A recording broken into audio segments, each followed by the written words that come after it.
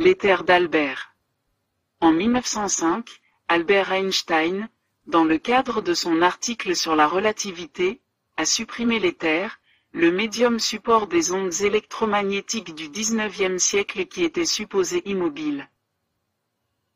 Il le rétablira en 1920 mais en lui retirant son immobilité. La relativité interdisait l'immobilité de l'éther.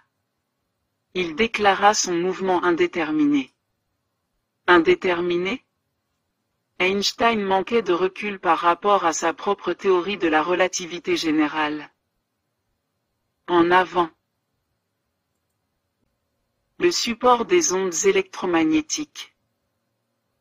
Quand Maxwell a fait la jonction entre les ondes lumineuses et les ondes électromagnétiques, la certitude que la lumière était une onde a été acquise. Les ondes ayant besoin d'un support. Les physiciens du XIXe siècle ont cherché ce support devant remplir tout l'univers. Ils l'ont imaginé associé avec les étoiles et le soleil. L'éther du XIXe siècle. L'éther était considéré immobile avec le soleil et toutes les étoiles. Les galaxies ne seront découvertes qu'au XXe siècle, vers 1920 par Edwin Hubble. L'éther luminifère du XIXe siècle était vu comme le référentiel de l'univers. Ce fut l'erreur fatale. Michelson et Morley chercheront à détecter le mouvement de la Terre par rapport à l'éther. Woldemar voit, puis Lorentz imagineront une contraction de la matière avec la vitesse inspirée de l'ellipsoïde des visides. Poincaré finalisera les calculs. Albert Einstein, 1905 l'année merveilleuse. Publication de l'article sur l'effet photovoltaïque, qui lui vaudra le prix Nobel. Le mouvement brownien. La relativité restreinte. La fameuse équation E égale mc2.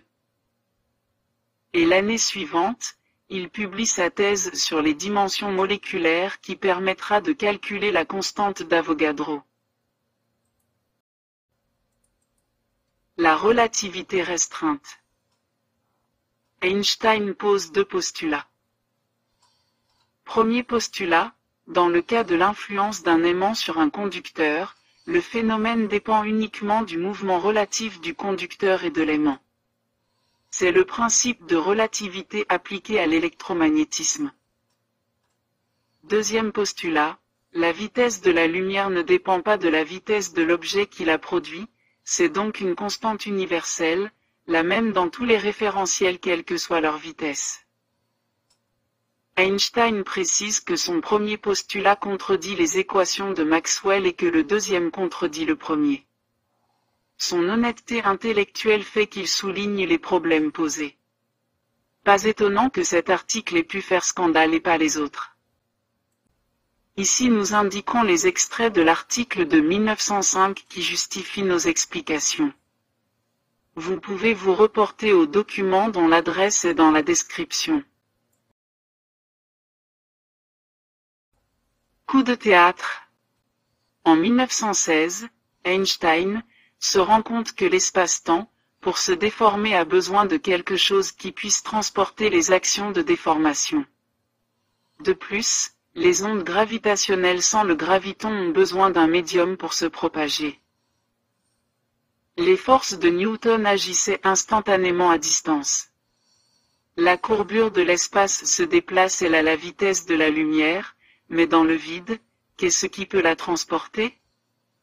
Seules les ondes peuvent transporter de l'énergie sans matière. Sous l'influence de Lorentz et de Philippe Lenard, Einstein réalise la possibilité d'introduire un nouveau concept d'éther. Ce « nouvel éther » déterminerait le mouvement des objets physiques, dont le comportement métrique serait décrit par le tenseur G munu de son équation, tenseur de courbure de l'espace. Le « nouvel éther » ne peut être rigide ni au repos, c'est notre premier indice. Discours de réception d'Einstein à l'université de Leiden, 1920. Dans ce discours, Einstein accepte l'éther de Lorentz, sauf pour son immobilité. La relativité restreinte élimine cette propriété de l'éther. Le principe de relativité restreinte n'implique pas de nier l'existence de l'éther, mais nous ne devons pas lui attribuer un état de mouvement. L'éther de Mach est conditionné par les masses. L'état de l'éther relativiste est entièrement déterminé en chaque point par son interaction locale avec la matière.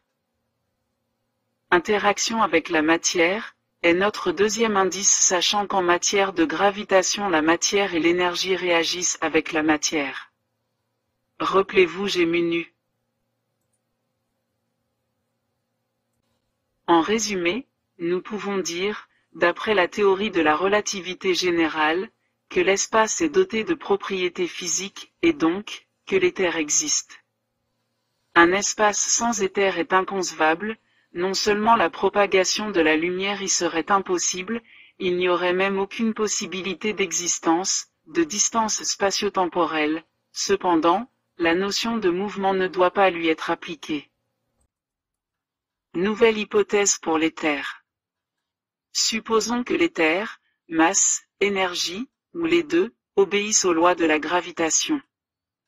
En langage relativiste, l'éther suit les géodésiques de l'espace-temps, et donc accompagne tous les corps en chute libre qui tombent tous à la même vitesse quelle que soit leur masse. Albert Einstein a fait de la chute libre dans un champ gravitationnel un mouvement inertiel.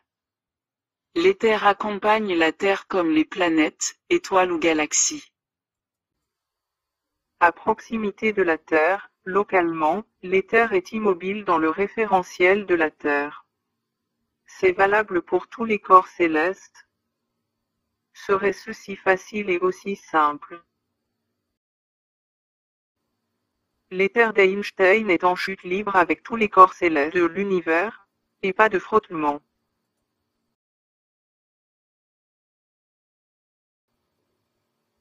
Pour vérifier si l'éther accompagne la Terre, il suffit d'utiliser un référentiel se déplaçant à proximité de celle-ci avec une vitesse suffisante pour que le vent d'éther généré puisse être détecté. Ce référentiel doit être dépourvu de masse capable d'entraîner l'éther avec lui. Dans son article de 1905, Einstein étudie la mesure d'une tige AB dans son propre référentiel, puis depuis un autre référentiel qui observe le référentiel de la tige qui est en mouvement par rapport à lui par convention réputée immobile. Voyons ce qu'il dit. La notion de simultanéité est fondamentale pour les mesures des objets en mouvement. Un observateur placé en A avec une horloge peut assigner un temps aux événements à proximité de A. Avec une horloge placée en B, un observateur en B peut faire de même. Si nous posons par définition que le temps mis par la lumière pour aller de A à B est équivalent au temps qu'elle met pour revenir de B à A, la grandeur de AB divisée par temps d'arrivée moins temps de départ, égale V est une constante universelle. La vitesse de la lumière dans le vide, soit une tige AB de longueur L, au repos dans le référentiel K qui lui est en mouvement à la vitesse V par rapport à grand K. A, un observateur se déplace avec la tige et mesure sa longueur. Ils sont au repos. La longueur de la tige, elle est inchangée. B, un observateur de grand K détermine à quel point de son référentiel se trouvent les extrémités de la tige à mesurer au temps T, en se servant des horloges de grand K. Quand la lumière va de A à B, depuis grand K, il voit B s'éloigner. Quand la lumière revient de B à A, il voit A s'approcher. La mesure de la règle donnera une valeur différente. Notons que l'aller-retour divisé par 2 donne une moyenne, la même si la tige se déplace en sens inverse. Remplaçons la tige rigide AB par 2 satellites, A et B distants de 2000 km.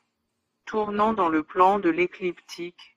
Si l'éther accompagne la Terre, mais pas le référentiel AB des satellites, l'éther ne sera pas immobile dans ce référentiel et son mouvement par rapport à l'éther sera mesurable. Une sonde tournant sur l'orbite de la Terre mais en sens inverse permettrait de mesurer un écart d'environ 60 km par seconde. Deux sondes à distance pourraient vérifier si l'éther est bien dans le référentiel de la Terre sur tout son parcours autour du Soleil. Le plus simple serait d'utiliser la Station spatiale internationale ou toute autre station la remplaçant.